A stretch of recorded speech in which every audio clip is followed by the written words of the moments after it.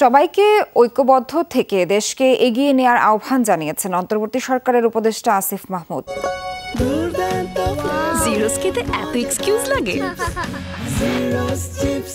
দুপুরে কুমিল্লা সার্কিট হাউসে দুর্যোগকালীন এবং পরবর্তী মোকাবেলা বিষয়ক মতবিনিময় সভায় অংশ নেন তিনি। এ সময় আসিফ মাহমুদ বলেন, নতুন এই বাংলাদেশকে আবারও নতুন করেই করতে হবে।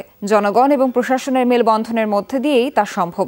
পরে বন্যা দুর্গত এলাকা পরিদর্শনে নোয়াখালীর উদ্দেশ্যে যাত্রা করেন আসিফ মাহমুদ। এই সময়টা আসলে আমাদের ঐক্যবদ্ধ হওয়ার একটি ছাত্র জনতার গণঅভ্যুত্থান, অনেক রক্ত এবং শহীদের জীবনের বিনিময়ে আমরা একটি নতুন বাংলাদেশ পেয়েছি। কিন্তু সেই বাংলাদেশকে পুনর্গঠন করার, নতুন করে গড়ে তোলার গুরুদায়িত্বটা আমাদের হাতে এসেছে। সরকার এবং জনগণ একসাথে একাকার হয়ে যে কাজ করছে, সেটি দুর্যোগপূর্ণ পরিস্থিতিতে আমরা তার প্রমাণ পেয়েছি।